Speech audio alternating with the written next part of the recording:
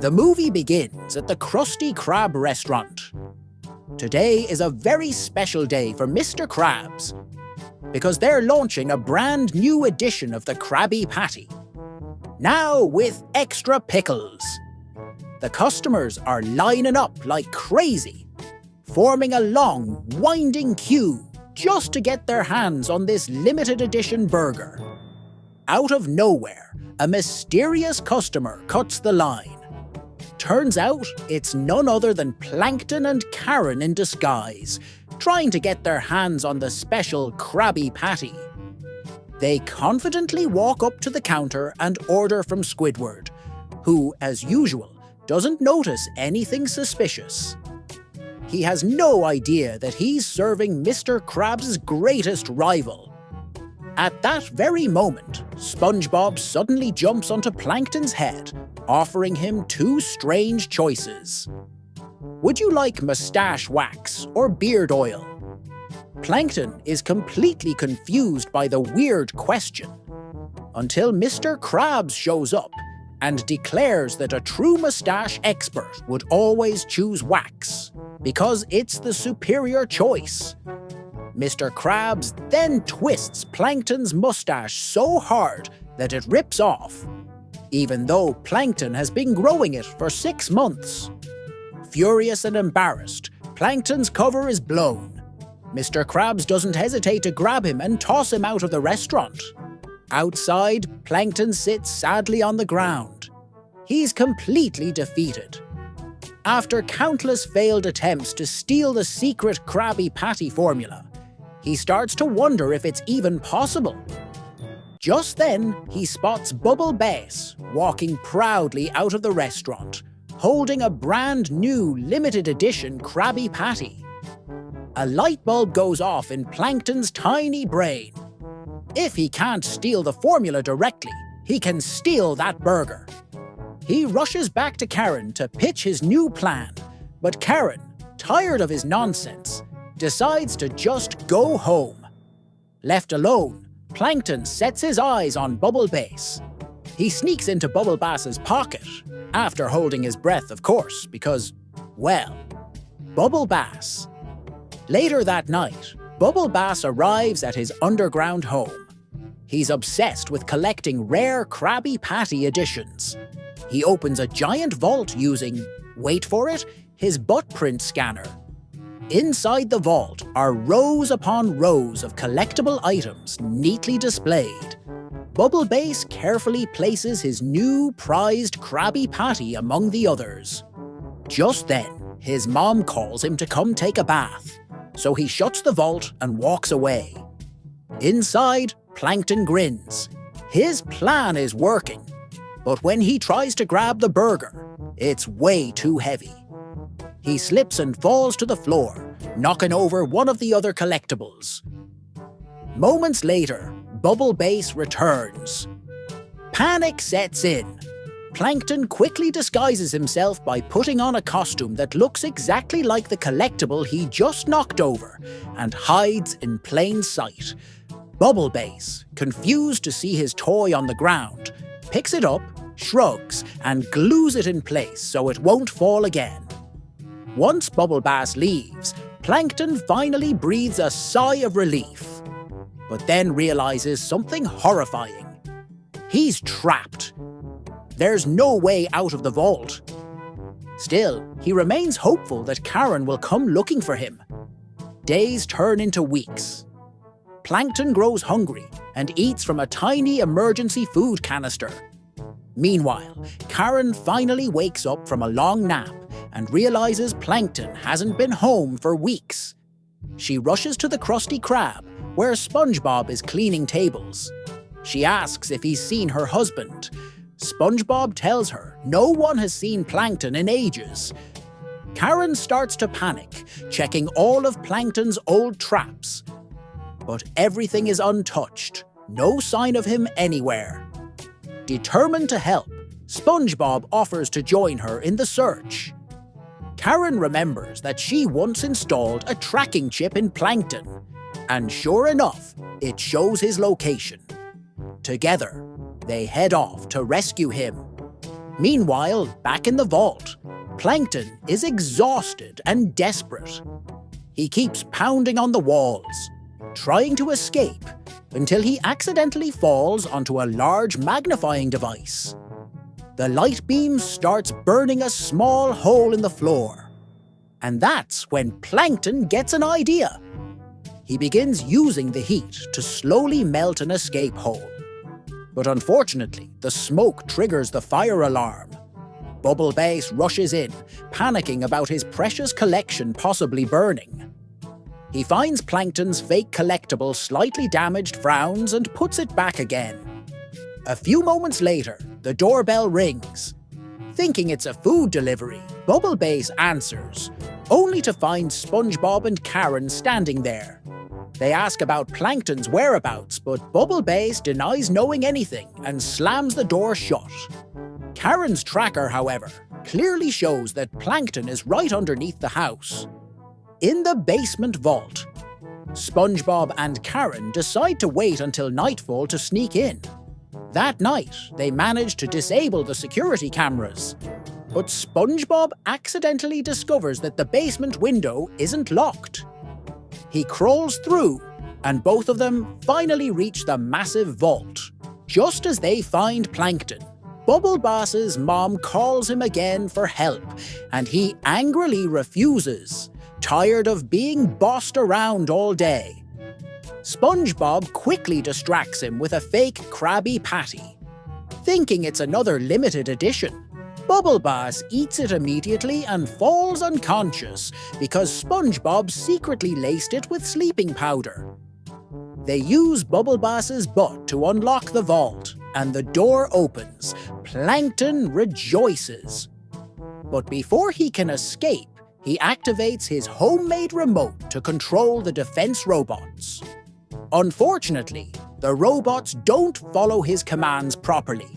Suddenly, Bubble Bass wakes up and activates the emergency security system. The vault seals shut, and thousands of peanuts start flooding the room, meant to preserve the collectibles forever, including them. Bubble Bass's mom comes downstairs, wondering why her son isn't answering. With her brute strength, she forces the vault open, only to find him buried under a mountain of peanuts. She sighs and says this should teach him a lesson about spending too much time in his underground man cave. Then she spots the Krabby Patty and casually eats it. Just like that, Plankton's entire weeks-long struggle ends in total failure. The vault door closes one last time, and that's the end of the movie, folks. Hey guys! The movie kicks off showing Mr. Krabs sitting in his office, staring at a mountain of bills like it's a paper monster ready to eat him alive. He groans, crumples the bills, and destroys them like a true businessman in denial. Then, ring ring, the phone rings. Thinking it's a customer craving a Krabby Patty, Mr. Krabs answers politely, trying to sound fancy. But surprise, it's not a customer, it's his daughter, Pearl. At school, Pearl is jumping with joy, sharing great news. Miss Lenore, the strict cooking teacher, has fallen into the industrial cake mixer and is now badly hurt. Don't worry, just cartoon logic. She tells her dad that she already told all her friends she'll buy everyone Krabby Patties. Mr. Krabs sighs deeply.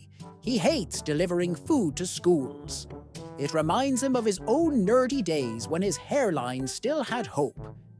But Pearl starts crying rivers, flooding the office like the Titanic 2.0. She begs him to do it, saying they'll get tons of new customers. Hearing the word profit, Mr. Krabs instantly changes mood. I'll do it. He calls SpongeBob and Squidward into his office. The plan? Head to the school kitchen and serve greatness. Squidward is secretly thrilled, thinking there might be a music teacher there who will admire his genius clarinet art. But before he can pack, Mr. Krabs snatches his clarinet, You stay and guard the Krusty Krab. Fancy knows. So only SpongeBob and Mr. Krabs set off on the mission. Squidward, finally alone, smiles like it's vacation day. No SpongeBob, no chaos. But peace doesn't last long. Out of nowhere, 5 full buses of hungry customers arrive at the restaurant. He panics so hard his nose nearly curls up. Meanwhile, SpongeBob and Mr. Krabs reach the school. SpongeBob spots a sign, "No bubble blowing allowed." His soul shatters, but he obeys. Pearl greets them happily and drags them straight to the school kitchen, thanking her dad for helping. Inside the cafeteria, they freeze in shock. Students everywhere are so hungry they're eating napkins. Then an alarm blares, and Miss Lenore limps in with her chef hat slightly burnt. She yells for everyone, including SpongeBob and Mr. Krabs, to line up. Mr. Krabs explains that they're temporary cooks sent by the school. She grumbles, but assigns them their spots.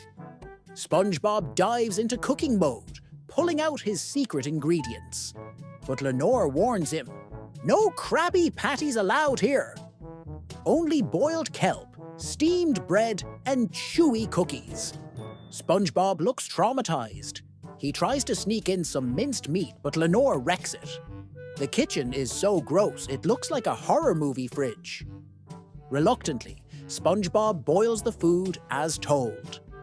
Meanwhile, in the cashier area, starving students surround Mr. Krabs like zombies demanding Krabby Patty.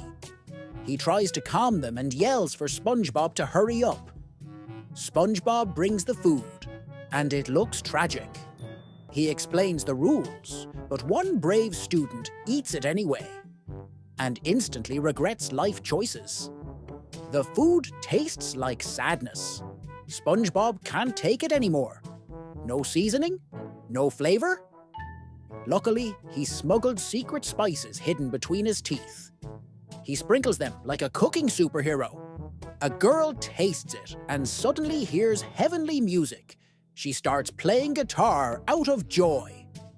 But Lenore catches her mid-bite and freaks out. Lenore realizes they've broken cafeteria law. She scolds both SpongeBob and Mr. Krabs and reassigns them. SpongeBob to cook again, Krabs to cashier duty. Pearl enters with her friends, eager to eat. But disappointment hits. They're still eating the same boring boiled kelp. Pearl yells at her dad, who explains the strict rules. Then Mr. Krabs whispers a plan. Pearl must distract Lenore while they sneak Krabby Patties to everyone. Pearl twirls, dances, and blocks Lenore's view like a drama queen on a mission. Mr. Krabs signals SpongeBob, who quickly serves the glorious patties.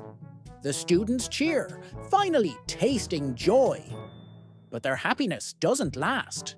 Lenore catches them red-handed, or rather burger-handed. Furious, she storms in, snatching Krabby Patties from every student like a seagull grabbing fries. Everyone's devastated, especially Pearl. In anger, Pearl throws a patty at Lenore's face. The whole cafeteria gasps, then laughs, and suddenly a massive food fight erupts. Burgers fly everywhere like delicious comets. Lenore tries to escape with the last patty, but SpongeBob appears from the kitchen, slow-motion style, and tosses one right into her mouth. Bullseye! She falls backward dramatically. Everyone watches as Lenore chews slowly, and her eyes sparkle. This is divine, she cries. She instantly cancels all the cafeteria rules. From now on, Krabby Patties for everyone. The students and teachers rush out, heading straight to the Krusty Krab for a massive lunch party. Back at the restaurant, poor Squidward, still alone, is shocked when 5 more school buses arrive. The kids and teachers flood in, turning the Krusty Krab into the wildest burger party ever. Mr. Krabs grins devilishly. He just turned a food fight into a fortune. And so, with Miss Lenore now a Krabby Patty fan, and the students stuffed with happiness, the story ends with laughter, chaos, and a whole lot of ketchup. The end, guys!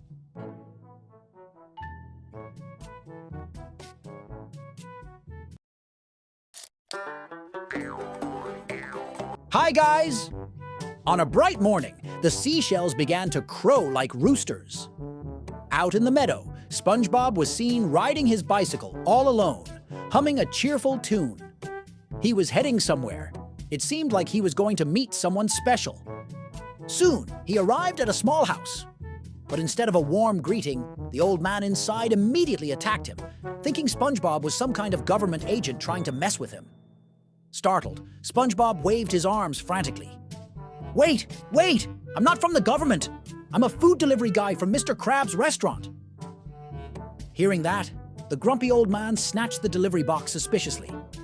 He slowly opened the lid, narrowing his eyes. As his face leaned closer to the box, suddenly his eyes bulged wide in shock. Then, boom! He started yelling at SpongeBob, accusing him of being completely useless at his job. Poor SpongeBob stood there, scratching his head. What did I do wrong this time? The old man growled. You fool! You put a napkin inside my food box. SpongeBob blinked, realizing his mistake. Oh, that napkin was an accident. Heh heh, that tiny blunder was enough to set the old man off. He began ranting, waving his arms wildly. He warned SpongeBob, don't you dare touch anything in my house, or I'll make you regret it. Then the old man stomped back inside, muttering about writing a long, angry letter. SpongeBob, trying to be obedient, clasped his two hands together and locked them tight, literally, so he wouldn't accidentally touch anything. SpongeBob, while waiting for the old man to finish his furious letter, wandered around the house. His fingers were locked tight, but his curiosity, oh, that was something he could never lock away. He peeked around and spotted a small shed beside the house. A strange rumbling came from inside. SpongeBob leaned in closer, tilting his head. There was a piece of paper on the door that read, Prize Pig Worm, stay put here. Pig worm, SpongeBob whispered, his eyes glimmering with curiosity. He remembered the warning. Don't touch anything. So, to be clever, he decided to use his feet instead. After all, the old man never said he couldn't kick things. He nudged the door open with one big toe, and bam! To his shock, he found Patrick inside. Patrick! What in the name of Jellyfish Fields are you doing here? SpongeBob shouted. Patrick beamed proudly. Oh, hey, buddy! I'm helping the old guy. He's training a pigworm for the fair. SpongeBob blinked. Patrick looked so happy, like a sea star who just found free snacks. Nothing seemed suspicious, just another weird Patrick moment. While looking around, SpongeBob noticed a fancy wardrobe. He leaned too close, and the thing fell on him. Somehow, he ended up wearing the old man's clothes. Fancy, glittery, and incredibly ugly. He turned toward a mirror to admire himself, and the mirror cracked on its own. Oh wow, SpongeBob said. I guess I'm too handsome for you, huh? Then he spotted the walls, covered with portraits of beautiful pigworms. SpongeBob was amazed. Patrick, you painted these? Patrick shook his head proudly. Nope. My job is to keep the mud bath warm with my, fart power. Ew! SpongeBob giggled. Then SpongeBob noticed the pigworm's bed. Empty. The creature was gone. Panic hit both of them like a jellyfish sting. Patrick screamed, Oh no! It escaped! The old man's gonna explode! Indeed, from the distance, they could already hear the heavy stomping of the old man's boots. In a panic, Patrick quickly jumped into the pigworm's bed, wrapped himself in a blanket, and said, Quick! I'll pretend to be it! The old man burst in, eyes blazing. He saw Patrick's wiggling body under the sheet and sighed with relief. Ah, there you are, my precious pigworm! SpongeBob gulped, sweating nervously. Patrick tried to act natural by snorting and squealing like a worm. But then, one drop of Patrick's sweat splashed onto the framed photo of the real pigworm, and it smudged the ink. The old man's eyes widened. he realized the picture was fake and that his worm was actually a pink sea star in disguise. "You lied to me!" he roared. His face turned redder than a cooked Krabby Patty. SpongeBob quickly begged, "Please, sir, don't hurt us. We'll find your pigworm. We promise," the old man grumbled. "Fine, bring it back, and I won't harm you two idiots." 2 hours later, SpongeBob and Patrick were trudging through the dark forest, carrying flashlights.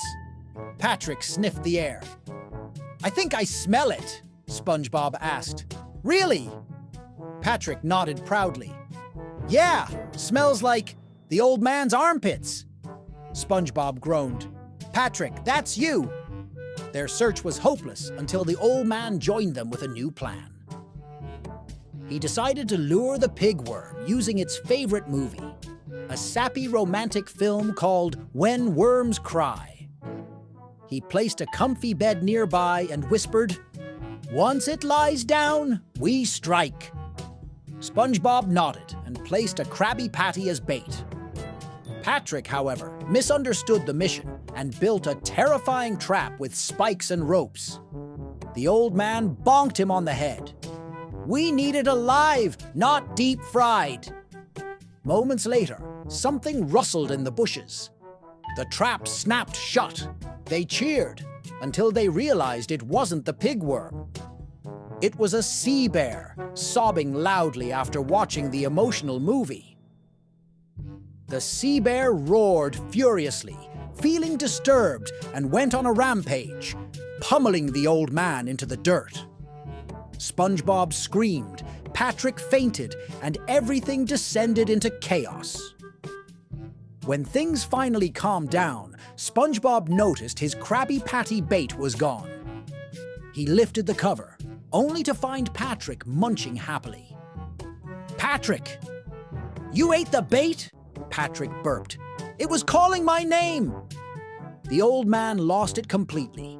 He stomped the ground, triggering Patrick's earlier trap. Thunk! A wooden stake shot up and jabbed him in the butt. He screamed, spinning around in rage like a furious bull, and chased both of them into the forest. SpongeBob and Patrick ran as fast as they could. The old man's laughter echoed through the trees. "You can't escape, my little sea freaks!" Patrick jumped onto SpongeBob's head as they fled in circles, but the old man's beard stretched out like a whip, wrapping around them both. Suddenly, everything went fuzzy, literally. They fell into a swirling tunnel made entirely of hair.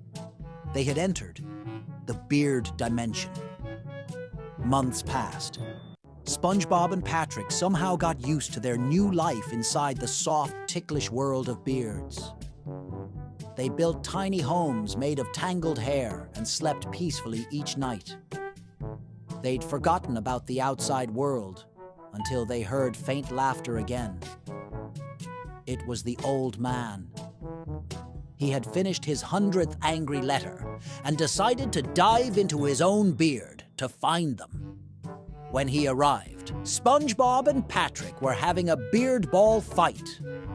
The moment they saw him, they screamed and ran for their fuzzy lives. The old man chased them, panting heavily. Exhausted, he stopped and muttered, "That's it. If I can't catch them, I'll burn them out." He snapped his fingers and his beard burst into flames. Fire spread everywhere inside the beard dimension. SpongeBob and Patrick sprinted, coughing as the flames closed in. They reached a dead end. The fire glowed behind them, the old man laughing maniacally. "This is the end for you two!" But suddenly, a familiar squeal echoed through the flames. The pigworm appeared, charging through the fire and knocking the old man away. It grabbed SpongeBob and Patrick with its tail and dragged them all out of the collapsing beard world just in time. Outside, the old man screamed as his beard caught fire for real. He ran in circles until SpongeBob poured a bucket of water over him. Panting, the old man looked at his pigworm with teary eyes. You saved me?" he whispered. The pigworm squeaked and nodded. It explained, through cute noises, that it had gone to the contest by itself because it saw the old man too busy writing angry letters. But despite that, it had still won first place. The old man's heart softened. He hugged his pigworm tightly. "You're the best thing I've ever had." SpongeBob smiled and handed him a napkin. "Here, sir. You might need this." The old man stared at the napkin, the same kind that started all of this, and his face twitched. "You again with the napkin!" he bellowed. SpongeBob and Patrick screamed, running off into the horizon as the old man chased them once more, waving his fists. And that, my friends, is how another completely ridiculous day in Bikini Bottom came to an end. And that, my friends, is how another completely ridiculous day in Bikini Bottom came to an end. The end. Hey guys! The movie begins with our yellow hero, SpongeBob, all alone at the beach, humming his favorite tune like it's his personal concert. The sea breeze flows, the seagulls sing backup vocals, and he proudly tests the direction of the wind using his glorious finger. Once he finds the perfect sunny spot, he rolls out his beach mat with the confidence of a pro surfer and lies down for a peaceful sunbath. But peace never lasts long in Bikini Bottom. Suddenly, a random beach dude throws his melted ice cream trash right into SpongeBob's face. Our polite Sponge protests, but the guy denies everything like a pro liar in a cheap sitcom. Before SpongeBob can chill again, more people start walking past and stepping over his mat.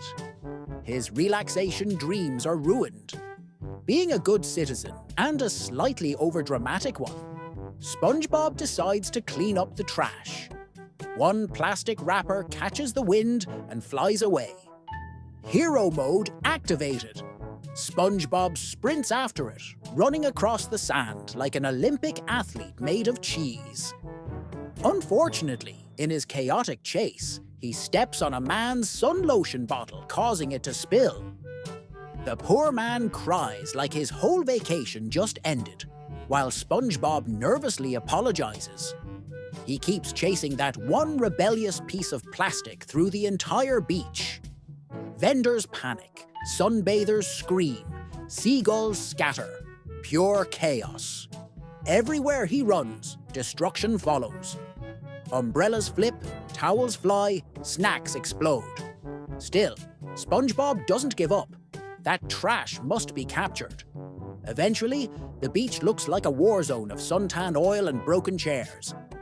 Finally, after what feels like an epic action sequence, SpongeBob grabs the trash and tosses it triumphantly into a bin. Victory! But when he looks around, the once beautiful beach now looks like a junkyard. Everyone's glaring at him like he's the final boss of clumsiness. Feeling guilty, yet determined, he vows to clean everything up. The next day, SpongeBob proudly wears a cleaner's uniform. One by one, he collects trash, singing joyfully as if starring in a cleaning musical.